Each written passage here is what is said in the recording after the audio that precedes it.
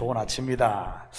자, 우리 앞뒤 좌우 돌아오신 한 분 인사합니다. 메리 크리스마스, 사랑합니다, 축복합니다 한번 인사들 합니다.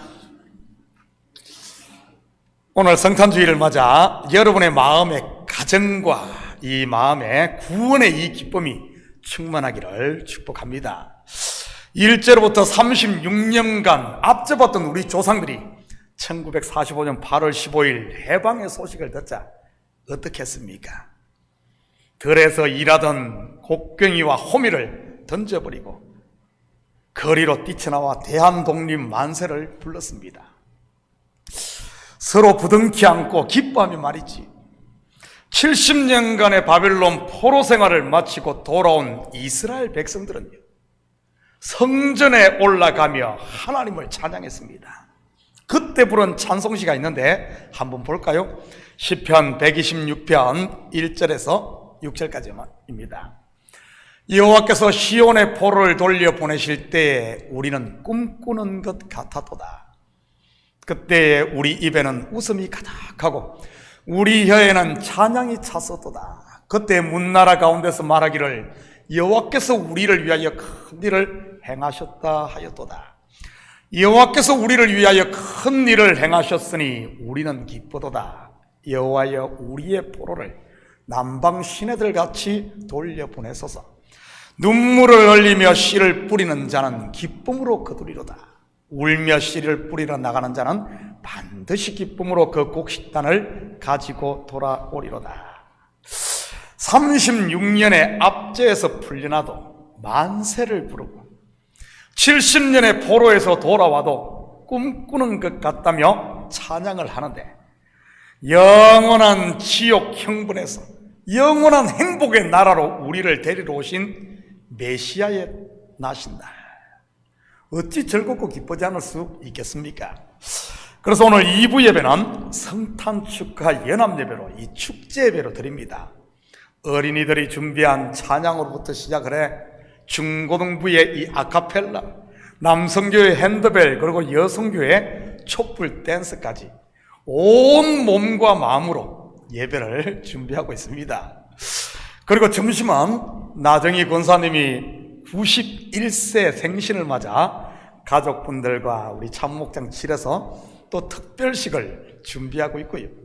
아무튼 이래저래 행복하고 좋은 날인 것 같습니다. 자, 오늘은 성탄주의를 맞아 예수 탄생의 이야기 속에 담긴 한번 이 복음을 만나보도록 하겠습니다. 여러분은 오늘 본문을 읽을 때 좀 거시기하지 않았습니까? 본문뿐만 아니라 성탄의 이야기들이 말이지요. 먼저는 남자를 알지 못하는 여자, 곧 동정녀 마리아가 애를 낳았다든지, 마국간의 구유에 그 애를 낳았다든지, 동방박사들이 별을 보고 경배하러 왔다는 이야기 등등 말입니다. 성탄의 이야기만큼 또 거시기한 것이 이 창세기 아닙니까? 흙으로 사람을 만들었다는 이야기, 콧구멍을 뚫어가지고 거기다 생기를 하나님이 손가락으로 콧구멍 뚫었나? 남자의 갈빗대를 꺼내 여자를 만들었다는 이야기, 에덴 동산의 선악과와 생명과 이야기, 무슨 뱀이 하와를 유혹했다는 이야기, 빨가벗고 살았다는 이야기 등등 말입니다. 사실 성경의 이러한 스토리는 그 속에 들어있는 의미를 제대로 모르면 정말 유치해 보입니다. 그래서 세상 사람들이나 믿음이 아직 어린 성도들이 사실인지 아닌지 헷갈리제이션이 생기는 것이고요. 참고로 성경의 모든 이야기는 사실입니다. 그런데 이것이 다가 아니라는 사실입니다. 더 있지요. 이 더 있는 것이 무엇인지를 정확하게 모르면 평생 신앙생활 하면서도 헷갈리제이션에 빠지게 되는 것이지요. 그렇다면 오늘 본문에는 어떤 것이 더 있는지, 이 더 있는 이것을 살펴보도록 하겠습니다. 1절, 2절입니다. 그때 가이사 아구스도가 영을 내려 천하로 다 호적하라 하였으니 이 호적은 구레뇨가 수리아 총독이 되었을 때 처음 한 것이라. 본서의 저자인 누가는 여러분도 아시겠지만 바울과 함께 선교행을 같이 다녔던 닥터, 의사입니다. 일종의 바울의 주치의였던 셈이었지요. 그가 본서를 기록하며 서두에서 어떻게 본서를 기록했는지 기록 방법을 밝히고 있습니다. 한번 볼까요? 누가복음 1장 3절 4절입니다. 이 모든 일을 근원부터 자세히 미루어 살핀 나도 데오빌로 각하에게 차례대로 써 보내는 것이 좋은 줄 알았노니 이는 각하가 알고 있는 바를 더 확실하게 하려 함이로다. 지금도 그렇지만 당시에도 의사가 되는 것은 결코 쉬운 일이 아니었습니다. 다시 말해 공부도 많이 해야 되지만 머리도 받쳐주어야 된다는 말입니다. 한마디로 저자 누가는 가방끈이 긴 엘리트였다는 말이지.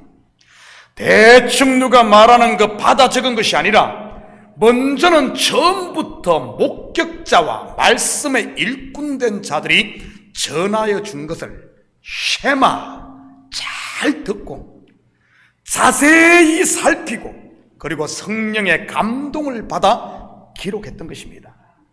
또한 누가복음의 1차 수신자가 누구입니까? 데오빌로 각하여 데오빌로입니다. 각하라는 존칭으로 봐서 이 데오빌로라는 사람은 로마의 고위 관료였을 가능성이 아주 큽니다. 물론 그의 이름이 데오빌로이기 때문에 그 뜻을 풀이해 하나님의 친구 또는 하나님의 사랑하는 자라는 곧 성도들을 말한다는 신학자들 있지요. 데오빌로 할 때 데오스는 하나님을, 필로스는 우정 또는 사랑을 말하는 단어이니까요. 우리 가까이 있는 필라델피아가 여기서 온 단어 아닙니까? 필로스라는 우정, 사랑과 형제, 동료라는 아델포스의 합성으로서 필라델피아 하면 우정의 도시 또는 사랑의 도시 말이지. 데오빌로가 로마의 고위직에 있는 사람이라면 의사인 누가가 그냥 전해 들은 이야기를 검증도 없이 써보냈겠습니까? 모든 일을 근원부터 자세히 살피고 또 살펴 써보냈다는 뜻이지. 그리고 방금 읽은 1절과 2절은 이 이야기가 역사적 사건 곧 사실의 바탕을 두고 있음을 보여주고 있습니다. 실제로 성경뿐만 아니라 다른 역사적 문헌에서도 로마 황제 가이사 아구스토가 호적을 명한 기록이 있으니 말이지. 역사적 근거가 성경에 있다고 해서 성경을 단순한 역사책으로만 봐서는 안 됩니다. 왜냐하면 성경은 계시의 책이니까요. 계시란 영어로 revelation, 즉 열어서 보여준다는 뜻으로 하나님께서 저와 여러분을 향한 자기의 사랑을 이렇게 열어서 보여준 것이 이 성경책이니까요. 인생을 향한 하나님의 사랑의 편지라고나 할까요? 3절 4절입니다. 모든 사람이 호적하러 각각 고향으로 돌아가매 요셉도 다윗의 집 족속이므로 갈릴리 나사렛 동네에서 유대를 향하여 베들레헴이라는 다윗의 동네로. 여러분, 호적이 뭐죠? 원래의 뿌리인 가게에 이름을 올리는 것입니다. 저는 문씨 가문이잖아요. 문씨 가문. 남평 문씨 가문입니다. 일종의 뿌리 찾기라고나 할까요? 원래는 다윗의 동네인 유대 베들레헴의 뿌리를 두었던 요셉, 오랜 객지 생활을 하다 호적하기 위해 베들레헴으로 향합니다. 마태복음에 보면 마리아 또한 그 뿌리가 베들레헴 출신 다윗이었던 것이고요. 그의 후손이었다는 말입니다.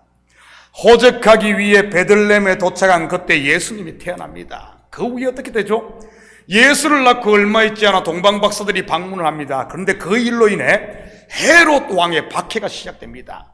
자기가 유대의 왕인데 또 다른 유대의 왕이 났다고 하니 말이지. 물론 요셉과 마리아는 애굽으로 피했다가 나중에 헤롯이 죽자 다시 돌아와 나사렛으로 돌아와 살게 되고요.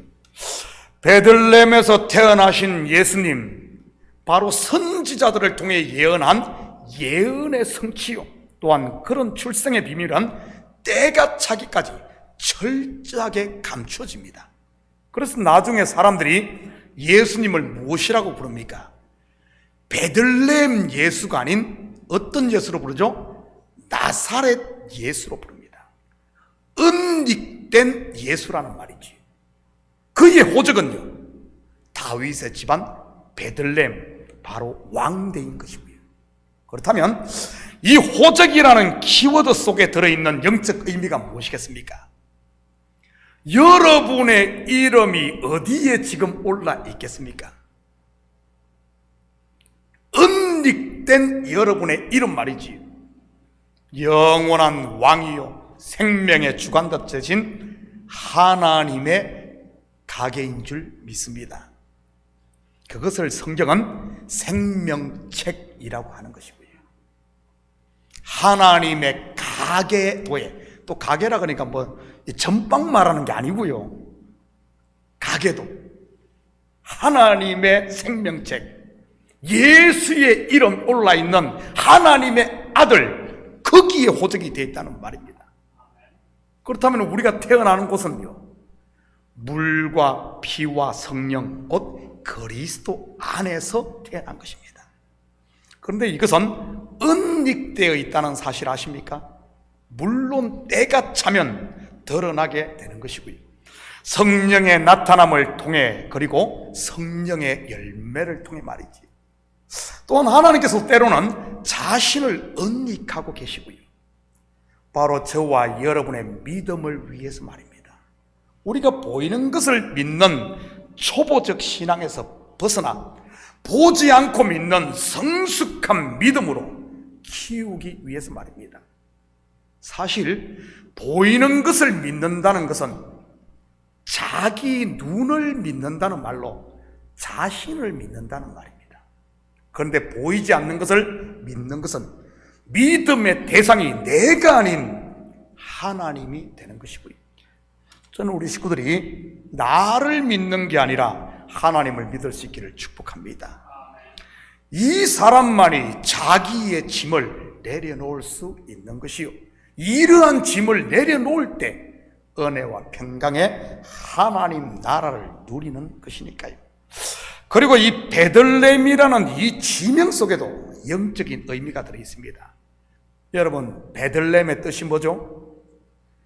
베트라는 집이라는 뜻, 레헴, 빵 또는 떡이라는 의미로서 베들레헴 하면 떡집이라는 뜻입니다. 바로 예수님께서 생명의 떡으로 오셨다는 그런 말이지. 요한복음 6장 48절에서 50절입니다.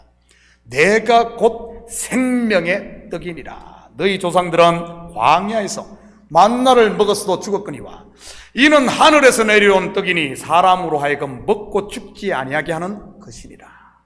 저는 우리 식구들이 이번 성탄절을 맞아 이 뭡니까? 생명의 떡이신 예수 그리스도를 마음에 모심으로 영혼에 만족이 있기를 축복합니다.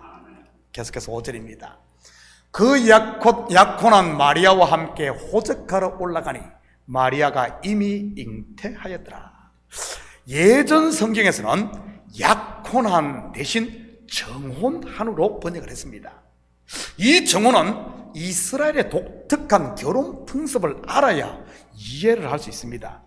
우리 문화에서 약혼은 분명 결혼과는 구별이 됩니다. 약혼은 결혼에 대한 일종의 약속이요, 결혼은 말 그대로 둘이 부부가 되는 것입니다. 그런데 당시 이스라엘에서는 정혼은 단순히 결혼의 예비 단계가 아닌 정혼도 부부가 되는 것입니다. 단지 정혼과 결혼의 차이가 있다면 정혼은 부부가 되었지만 관계를 가지지 않고 결혼은 한 방을 쓴다는 이 차이입니다. 그 정혼 기간이 차면 신랑이 신부를 찾아가 잔치를 벌이고 한 몸이 되는 것이고요. 그런데 지금 요셉과 마리아의 관계는 어떤 상태에 있습니까? 결혼 상태가 아닌 정혼 상태인 겁니다. 다시 말해 아직까지 마리아가 남자를 알지 못하는 동정녀라는 말이지요. 그렇다면 어떻게 잉태가 된 것이겠습니까? 바로 성령으로 된 것입니다. 하나님의 씨, 곧 하나님의 아들이 잉태됐다는 말이지. 그래서 성경은 메시아를 일컬어 여자의 후손이라고 하는 것이고요. 남자를 알지 못하는 상태에서 임신한 여자의 후손이라고 합니다. 창세기 3장 15절입니다. 내가 너로 여자와 원수가 되게 하고 내 후손도 여자의 후손과 원수가 되게 하리니 여자의 후손은 내 머리를 상하게 할 것이요 너는 그의 발꿈치를 상하게 할 것이니라 하시고, 여러분, 여자의 후손이 갖는 의미가 무엇이겠습니까? 여기에는 세 가지 의미가 있습니다. 먼저 성경에서 여자는 언약을 상징합니다. 이런 것 모르면은요, 그거 어떻게 잉태가 돼? 밤에 어디 가서 썸씽이 있지, 이런 식으로 해석하든지 절대 풀려지지 않습니다. 여러분, 이 시체를 잘 들으십시오. 성경에서 여자는 언약을 상징합니다. 한번 볼까요? 갈라디아 4장 22절에서 26절입니다. 기록된 바 아브라함에게는 두 아들이 있으니 하나는 여종에게서 하나는 자유 있는 여자에게서 낳다 하였으니 여종에게서는 육체를 따라 낳고 자유 있는 여자에게서는 약속으로 말미암았느니라. 이것은 비유니 이 여자들은 두 언약이라. 하나는 신의 산으로부터 종을 낳은 자니 곧 하갈이라. 이 하갈은 아라비아에 있는 신의 산으로 지금 있는 예루살렘과 같은 곳이니 그가 그 자녀들과 더불어 종노릇하고 오직 위에 있는 예루살렘은 자유자니 곧 우리 어머니라. 신의 산으로부터 종을 낳은 하갈, 무엇을 상징합니까? 두 언약 중 먼저 온 언약, 뭐죠? 바로 율법입니다. 율법은 우리의 죄를 드러내므로 죄의 종이 되게 하는 것이고요. 그렇다면 예루살렘으로 자유자를 낳은 사라는요, 나중에 온 언약, 바로 은혜 언약인 것입니다. 이 하나님의 은혜가 벌거벗은 저와 여러분에게 가죽옷을 입혀주므로 의롭다 함을 받는 하나님의 자녀, 곧 자유자가 되는 것이고요. 결국 여자의 후손이란 의미는 첫째, 예수님께서 하나님의 언약, 곧 약속을 따라 났다는 말인 겁니다. 하나님이 인생들에게 하신 언약을 성취하기 위해서 말이지. 그래서 예수님께서 달리실 때 십자가에 달릴 때 하신 말씀이 다 이루었다인 것이고요. 무엇을 이루었다는 말이겠습니까? 인생들을 향한 하나님의 언약, 바로 이 구원의 약속을 이루었다는 그런 말입니다. 그리고 둘째는 성경에서 여자는 교회를 상징하기도 합니다. 물론 교회는 건물을 말하는 것이 아닌 거듭난 성도 한 사람 한 사람을, 그리고 성도들이 모인 공동체를 일컫는 말이고요. 남자는 성경에서 그리스도를 상징하고요. 그렇다면 예수 그리스도가 여자에게서 났다는 말이 무엇이겠습니까? 이것은 교회 곧 성도인 저와 여러분을 위해 예수님께서 오셨다는 말입니다. 다르게 말하면 교회가 예수를 낳았다고도 할 수 있는 것이고요. 우리 속에 그리스도의 형상이 이루어지는 것, 또는 우리가 하나님의 아들이 되는 것, 그걸 위해 예수님이 왔다는 말이에요. 세 번째, 예수님께서 여자의 후손이라는 의미는 예수님은 죄와 상관이 없는 분이라는 이런 의미입니다. 여러분, 모든 사람은 누구로부터 납니까? 성경에 보면 아브라함이 이삭을 낳고 이삭이 야곱을 낳고 야곱이 유다를 낳고 유다가 누구를 낳고, 누가 낳죠? 모든 사람 누구네? 남자로부터 납니다. 남자로부터. 물론 태초의 남자인 아담은 어디로부터 왔어요? 흙으로부터 왔죠. 땅으로부터. 무슨 말입니까? 모든 인생은 아담, 즉 붉은 흙이요 먼지인 죄 가운데서 태어났다는 말입니다. 그런데 예수님은요, 남자 흙에서 온 것이 아니라 성령 곧 하늘로부터 왔다는 말로 땅 곧 죄와는 거리가 먼 거룩하신 분이라는 말입니다. 지금 예수 그리스도 안에 있는 저와 여러분도 마찬가지인 것이고요. 그래서 예수 믿는 사람을 성도, 영어로 saint, 곧 거룩한 사람이라고 하는 것이고요. 왜냐하면 저와 여러분은 땅에 있는 것이 아니라 하나님 손에 들려져 있는 구별된 사람들이니까요. 6절 7절입니다. 거기 있을 그때 해산할 날이 차서 첫 아들을 낳아 강보로 싸서 구유에 뉘었으니 이는 여관에 있을 곳이 없음이라. 그렇다면 첫 아들을 낳았다 할 때 첫 아들이 갖는 의미가 뭐겠습니까? 고린도전서 15장 20절에서 22절입니다. 그러나 이제 그리스도께서 죽은 자 가운데서 다시 살아나서 잠자는 자들의 첫 열매가 되셨도다. 사망이 한 사람으로 말미암았으니 죽은 자의 부활도 한 사람으로 말미암는도다. 아담 안에서 모든 사람이 죽은 것 같이 그리스도 안에서 모든 사람이 삶을 얻으리라. 한 군데 더 봅니다. 로마서 8장 29절입니다. 하나님이 미리 하신 자들을 또한 그 아들의 형상을 본받게 하기 위하여 미리 정하셨으니 이는 그로 많은 형제 중에서 맏아들이 되게 하려 하심이니라.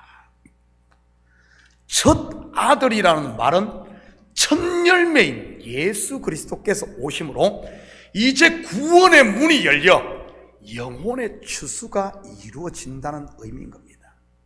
여러분, 첫 열매가 수확되면 그 다음부터 계속 다음 열매, 열매를 따게 되니까요.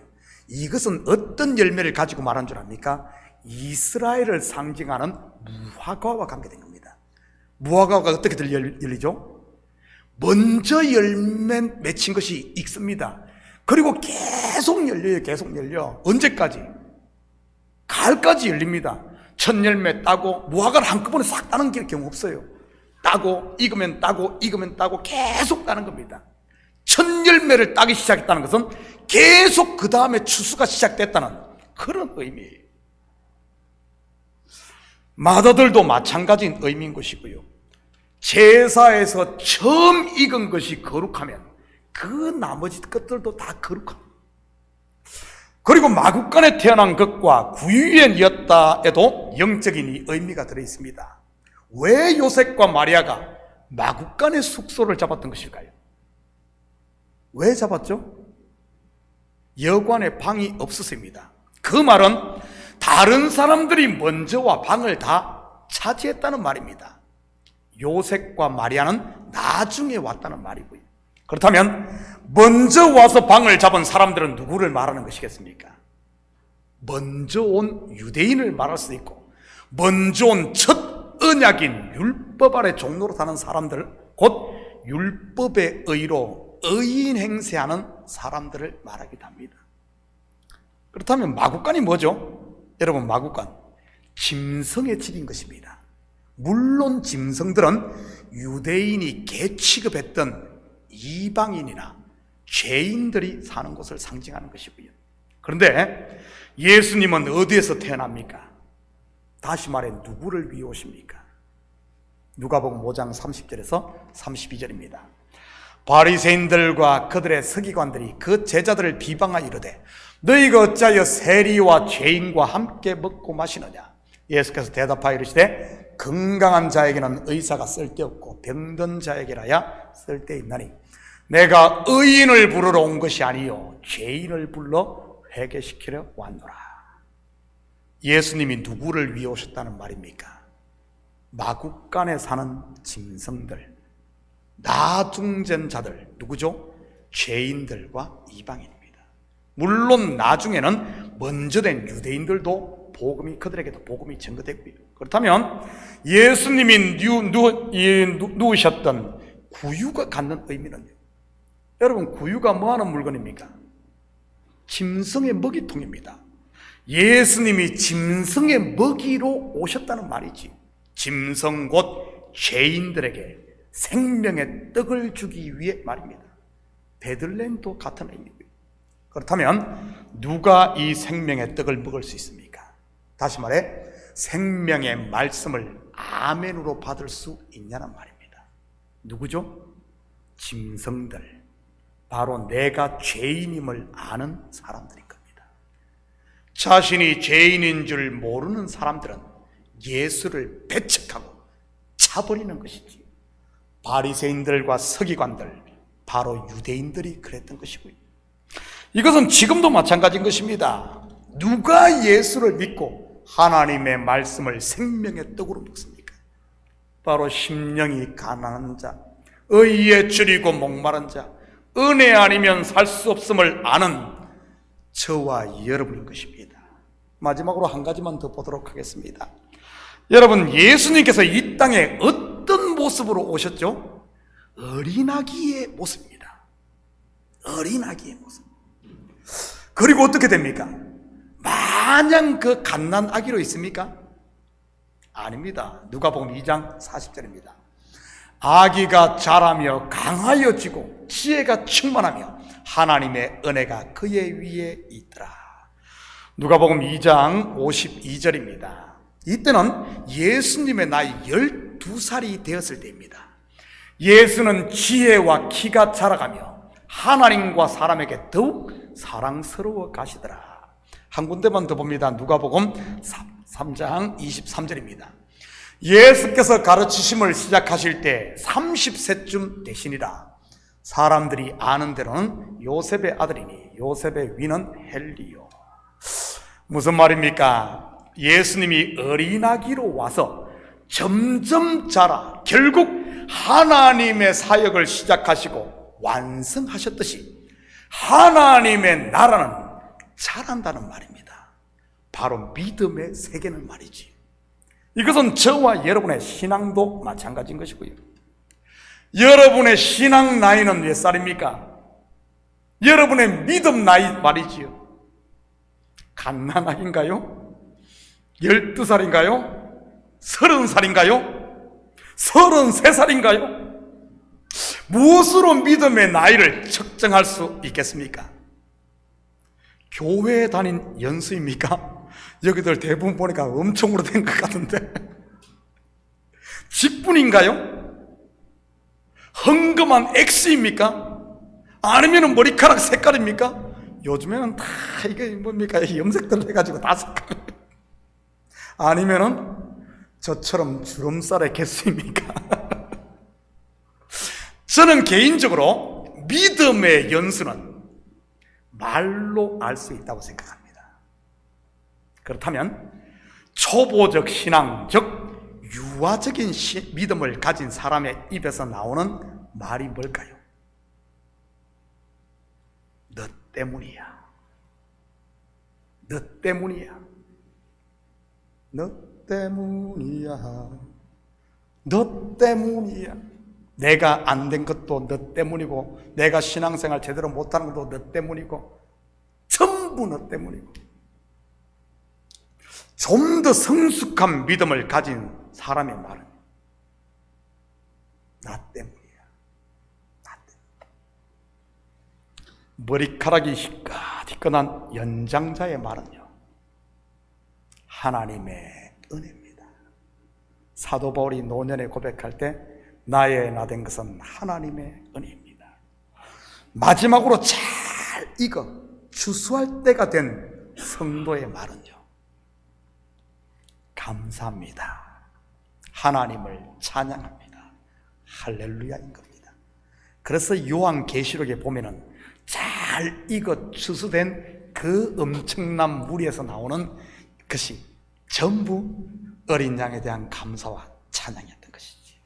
저는 우리 식구들의 믿음이 이렇게 아름답게 자라갈 수 있기를 축복합니다.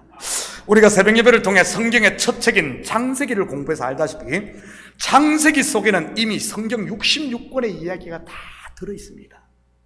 마찬가지로 예수님의 탄생 이야기 속에도 지금까지 공부했던 것처럼 구원의 비밀, 곧 복음이 다 들어있는 것이지. 사랑하는 성도 여러분, 오늘 성탄주의를 맞아 우리에게 영원한 새 생명을 주시기 위해 친히 베들레헴 떡집에 마국간 구유로 오신 예수님을 다시 한 번 더 생각했으면 좋겠습니다. 그래서 이 한 주도 하나님의 말씀, 생명의 떡을 우리가 좀 배불리 먹고 주위의 이웃들에게 이 생명의 떡, 복음을 전함으로 우리의 삶의 모든 영역에 이 성탄의 즐거움이 충만한 이 크리스마스 되기를 예수님의 이름으로 축복합니다. 같이 기도하십시다. 사랑의 아버지 하나님, 참으로 감사를 드립니다. 맞습니다.